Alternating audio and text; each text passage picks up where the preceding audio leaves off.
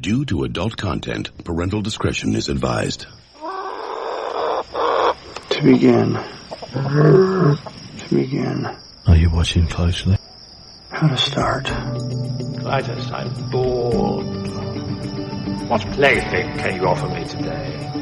In Life Itself, a memoir, Roger Ebert begins. I was born inside the movie of my life. I was born a poor black child. The visuals were before me. I was born in it, molded by it. The audio surrounded me. The plot unfolded inevitably, but not necessarily. I don't remember how I got into the movie, but it continues to entertain me. At first, the frames flicker without connection. We all are born with a certain package. We are who we are. Where we were born, who we were born as, how we were raised. We're kind of stuck inside that person. And the purpose of civilization and growth is to be able to reach out and empathize a little bit with other people. And for me, the movies are like a machine that generates empathy. It lets you understand a little bit more about different hopes, aspirations, dreams, and fears. It helps us to identify with the people who are sharing this journey with us.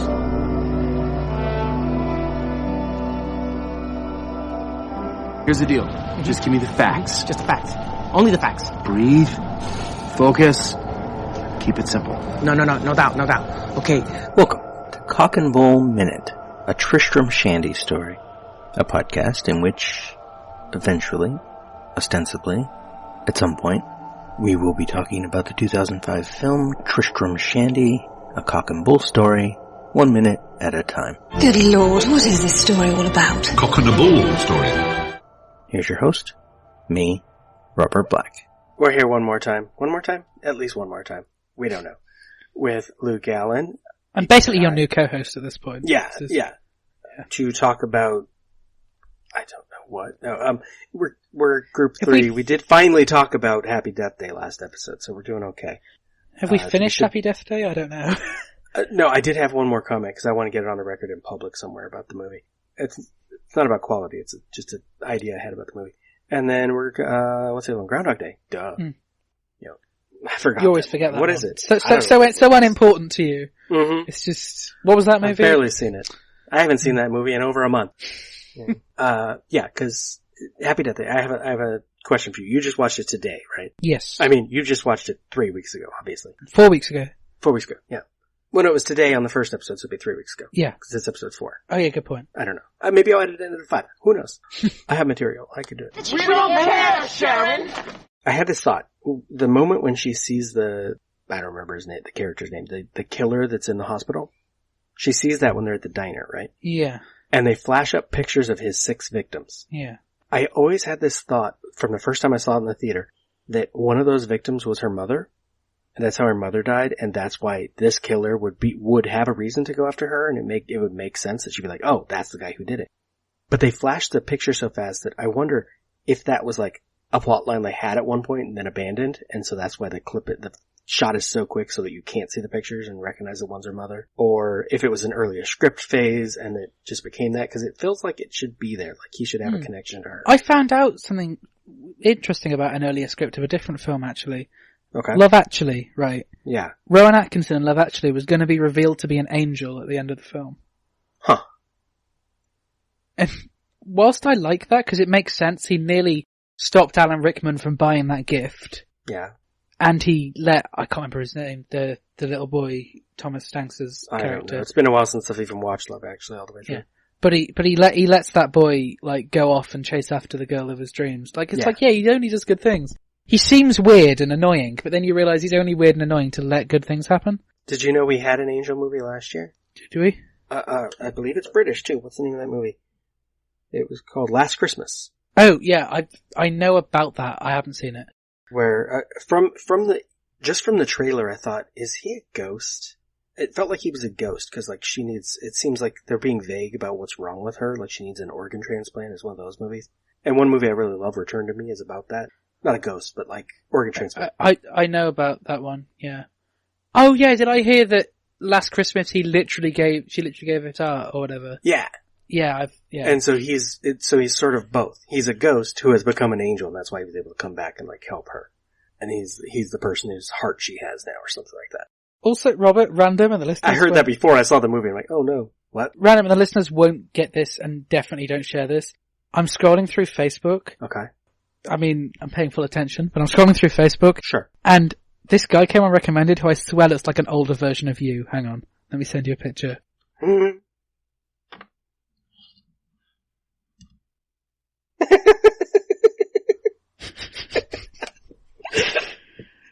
It's just... Yeah, that was all. You just least, especially in that photo next to like how I look when I'm on my webcam. Yes, that was the exact pose I had you on the on the screen thing. He's wearing a hat, and I never wear hats, but otherwise, yeah, I buy that. And definitely don't share that in the group, because like it's just a random bloke's picture, and I don't actually know him. The two mutual friends are two people I've never met. But yeah, that was it really. But yeah, actually, well, you say that's how you look on the webcam, but for most of the video, it's just your eyes. Right. Yeah. Is that just like the placement of your webcam? Yeah, and it's the webcam can't get any farther away from me. Ah, that makes sense. And it's just that particular webcam is like this cheap thing. I can't adjust the angle or anything. It works really well though, because for the most part, if your audio is slightly out of sync, no one will know. Yeah, because my mouth's up, you can see it's below the little pop filter. Well, I because my editing software lags anyway, that it's unlikely the audio is going to match up perfectly, I did put a little warning at the start saying, due to the nature of the Skype recording, audio may at times not be perfectly in sync. I also put a disclaimer for moderate sexual references throughout, because it's one of the most... I won't put this in the actual podcast episode because, like, people know the show, but yeah. Being one of the longer episodes, it's also one of the crudest episodes. Well, yeah. It was bad luck. Just by chance. We came up with sex episodes and... Yeah. It was like the mix of every sex episode of the show. And then we had to explain some fundamental things to the children listening. Which I hope that stayed in. I didn't actually explain anything. It was the joke. No, I kept that. Oh, good. I cut one out in the video one and I might add it back in the audio one because it was a good comment. But I just didn't want it on... Basically, it was one of those where I consulted with my dad on it. I was like, it's a really good joke, but is it tonally within, like, my content on YouTube? And he was like, nah, cut it. It was that really good comment you'd made about, like, it was one where you were talking about, sound like you were talking about masturbation, and then you were like, and then you might time travel. Oh, I totally was. Wait, you cut that? Yeah, in the video one. I'll add it back in the audio one. Yes. Yeah, hopefully. Because that was a good one. No, I cut it because it went a little bit too far. That was the point. No, I know. On its own, that would have been fine, but with the number of other jokes we made, I was like, no, this is too much. But yeah. Do we want to keep this reference to it in your episode? Yes, and then I'll insert the original audio here. Now, just for the kids listening, if when you get to a certain age, you have the urge to be alone and, interact with yourself in interesting ways in the dark, go ahead. It's healthy, and maybe you'll time travel. And the listeners will have no idea. No, we've already talked about time on this show, so even if they haven't seen it, they should know what we're talking about. Yeah, but you know what this means? This means I send you the audio episode. You're going to have to listen to the entire audio episode. I said it, so I have that audio. Oh, yeah. Although it's 2.5 hours of audio. Oh. Gotta find it. Sorry, listeners, that the clip wasn't there. We couldn't find it. You'll just have to tune in to about 2 minutes about time. So I find the date. The date? Yeah. You mean the time code? No, as in the date that episode comes out. Oh, it's October 10th of October. Yeah. So I've got the Excel document in front of me. That's convenient. Nice. It's wide open. We do random minutes of the movie and we revisit them with hilarious results. And Helen had very, very, very bad luck. Yes. Hadn't seen the movie yet and we gave her made it look like a sex comedy from the 80s. Well, yeah, cause... Not that those are bad, No, but, yeah, it was just like, well, sex comedies from the 80s are just like, and here's some more nudity. Yes. As you do. But, yeah, it was one of those where every scene, obviously it's a 12 rated film in the UK, it's fine. But every scene cut out before you knew that they didn't go any further. Mm-hmm. So, like, Rachel McAdams just, like, about to take off her bra, and it's like, cut out the scene, so people don't know. Right, that it doesn't go for more. That it's shot from behind. Yeah. Although, to be honest, I was really struggling to find a screen capture to put on the social media from that week for this week's show. just knowing that I share them all on my page. Mind you, the ones for the sex scene were awkward enough. That would certainly intrigue people. You'd get their attention. I was contemplating it. It's her with her hands up. I nearly did the one with her and her hands covering. Yeah. But then the last half of that minute was the wedding, and it was like, it's gotta be the wedding. Well, the first picture is her with her hands on her chest, and second picture is the wedding. We don't have two pictures from the same 1 minute, though. Oh, right, you do one from each minute. Yeah. Oh, well. This would have been weeks ago for the listeners, but it's this week on the show. Oh, yeah. I'll let you in on an insight as to what each photo is this week. So day one, so today's episode is Tim holding a copy of Il Mondo. Yeah. Staring confused into the distance for some reason. Mm-hmm. And Kit Kat and Mary hugging on the floor. On the floor, yeah. Nice. I'm quite proud of that screen capture because often people look in like really awkward poses and it takes forever, but that one looked good. Then for Wednesday we've got Mary and Desmond sat at the family table, and Mary laughing at Uncle Desmond after he says that jolly awkward if it had been another fella line. Yeah. Then we've got Mary in her underwear for the other one of that, because that's the start of the, that's minute 69, is that one. 69, dudes! And then, minute 70, we've got Insert that great... obvious audio. What, sorry? Sorry, I'm just reminding myself when editing to insert the obvious audio from Bill and Ted's Excellent Adventure. Oh, of course, yeah. I'm also surprised in Bill and Ted they get away with that at PG, that joke. It's because they don't say it, they don't explain anything about it. I guess, yeah. But, that's where I learned what that was. Really? Yes. Okay, I don't know. When I first saw that, I'm like, I don't get it. And so I found out after. I feel like I just heard enough people make jokes in school that I just found out eventually. Then the final one is that beautiful shot of when the doors open at the wedding and Mary's there with the bridesmaids either side of her. And I'm gonna send you via the chat this screen capture because it's my favourite screen capture I've ever got. It's such like an aesthetically pleasing image. It's brilliant. Hang on. The listeners won't get this at all. No, it'll be my image for this episode, in which we talk about Happy Death Day. Groundhog Day. Groundhog Day. Right, I think I've just sent you the picture. Yes. Oh yeah, that's pretty good. That was literally the last frame of the minute. It took so many attempts to try and press print screen before it minimizes or whatever it does when it tells you the name of the file on the screen. Yeah. As soon as it's finished. It took so long. I nearly ended up just taking it from the first second of the next minute. That I was like, no, that's not this minute. That's next minute. Someone will know. So, Groundhog Day. Groundhog Day. Have we been here before? Ha. Ha. That wasn't even that funny. I don't know why I said it. I have a question about Groundhog Day, actually. Okay. I can answer it. So, I am an expert on the film. So, the association with the phrase Groundhog Day, meaning repeating the day, yes. Is that just because of the film, or was there an idea beforehand? No, it's a movie. It's just because of the movie? No. Okay. Yeah. It only ended up being Groundhog Day because, it was January 29th, my birthday, when Danny Rubin was looking at a calendar to figure out the idea, and that was literally the next holiday he got to. And then he was like, who would go somewhere on that day? It'd be a weatherman. What do they do for a living? They predict the future. So if a weatherman can't predict the future, it's ironic. Hey, yay. And so we went with it. I like that. Because that just proves how strong in pop culture that is. Yeah. Because you know what Groundhog Day means, even without seeing the film. And you'll see that reference a lot lately with lockdown and stuff, that people are like, every day's the same. Yeah. And you gotta learn how to make that better and be okay with it. In fact, I'm gonna search the phrase Groundhog Day on Twitter, see what the most recent tweet is, and whether it's about the film or just someone using that as a figure of speech. I would guess the latter.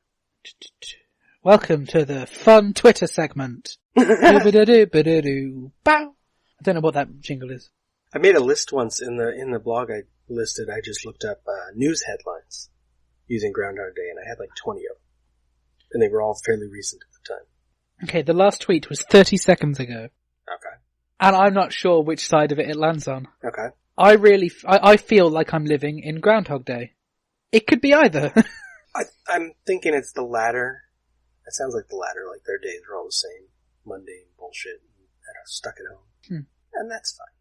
Because if it does that well in pop culture, it means it was good. And yeah. I love it. I also love Happy Death Day, just for the record. We didn't talk a lot about it, but we did. Some. I love Groundhog Day more. So, I had this question at one point, that I asked these people, when I weirdly, I talk a lot about your Groundhog Day project because I find it awesome. Cool. So I was talking to people about that, and I swapped it around, rather than it being every day for a year. If you had to watch one film non-stop for 24 hours, like just in a row constantly, what film would you pick? Am I getting paid? Does that change your answer? Well, no, because when I've seen people post that and they're like, for $1 million, if you what movie? I'm like, any movie at all, ever. I don't care. No, that's what that's what I've always thought with them. So no, you're not getting paid. You're just forced right. If it's to like do it. $100, like something really low, I'd be like, yeah, Groundhog Day, it's fine. So you would pick Groundhog Day to watch non-stop for? Probably. It's an easy one to watch over and over. Fair do, because I was trying to think.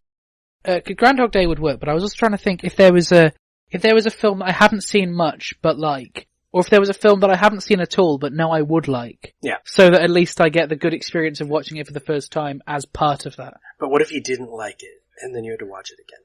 Yeah, that's the issue. You should go with something you know. You should go with About Time or Lame. Go with Les Mis, because it's longer. You're only going to watch it a few times, like you're going to watch fewer times. That's true. The other one, weirdly, which came to my mind, I have no idea why, was World's Greatest Dad. I really like that movie. My brain was going the opposite direction. I was like, finally watch Shoah. If you know what that is. I have no idea. I think that might actually altogether be longer than 24 hours. It's a documentary series about the Holocaust. But I assume you've seen World's Greatest Dad. It seems like the sort of film you'd have seen. Are you stupid? I hate watching movies. I don't think I ever saw it. How much do you know about it? When is that? Is that Tim Allen? Robin Williams. I definitely didn't see that. I don't know anything about it. Okay. So it's a bit like Heathers, but the advertising makes it seem like a really funny comedy. But actually, for the first half an hour, it's about a guy who's living with, like, his son who's just grumpy and moody and, like, possibly the worst human being you'll ever see, ever. Like, you hate him so much. Then half an hour in, his son dies in a masturbating accident. I'll leave it there. You can fill in the blanks, I'm We sure. can imagine. Yeah. Who's his son played by, so we can picture it right? I don't think anyone would know, and I don't know his name either. But there's basically, Robin Williams finds his son like that and thinks, I can't tell the world my son died this way. Oh, I should also say Robin Williams' character is a struggling author who's a teacher. That's important later on. So yeah, he does that, and so he thinks, okay, I'm gonna set it up to look like he hung himself before I call, like, the cops or the ambulance or whoever. Yeah. And then he starts realizing, like, people suddenly care about his son, now he's dead. Like, no one liked him, but suddenly everyone was like, oh, he was my best friend. Apparently I not only saw it, I gave it an 8 out of 10 on IMDb. Huh. Do you remember any of what I'm saying? No. Well, so then, he as the struggling author, people want to see stuff that his son did, and suddenly he has to write an entire fake diary from his son. Huh. And, like, so suddenly he becomes a best-selling author by selling his dead son's fake books under his name. And it's so dark. It's so funny. They know they're doing a bit of Heathers because they call a character Heather and they've acknowledged that. The director's got the best name ever. Bobcat Goldthwait. Bobcat Goldthwait, yeah. Yeah. Yeah, he's a great director. It's the only film of his I've seen. I know he's done other stuff. His other ones are pretty good. But I know that his other stuff is pretty... God Bless dodgy. America was awesome. Well, he has one that is really, people would find it horrifying. What is it called? Where is it? This might be the one I know about because I remember hearing that he made a really sort of sickening sexual film, right?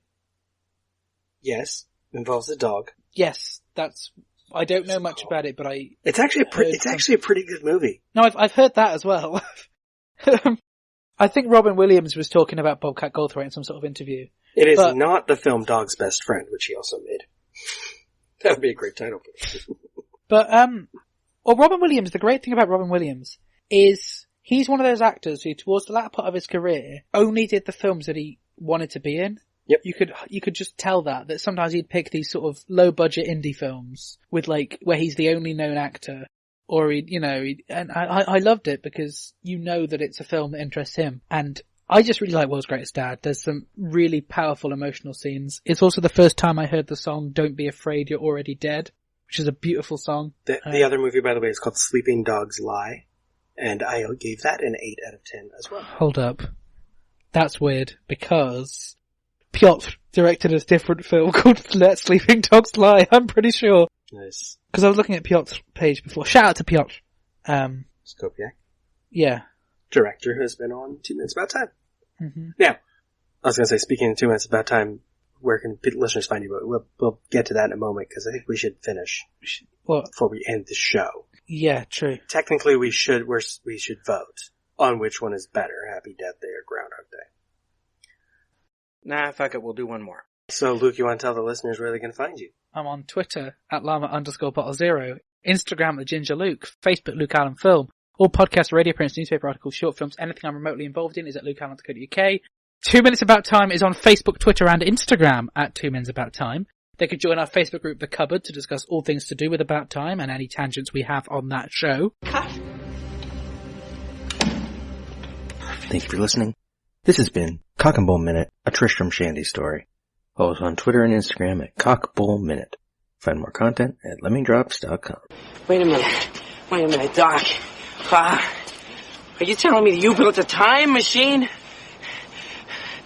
Out of a Mandalorian. Why would you create such an abomination? This is the weapon of the coward. It's a past stuff that dreams are made of. Cut. That's a wrap. It's over, Johnny. It's over. Nothing is over. Nothing. You still here? You just don't turn it off. It's over. Go home. Go.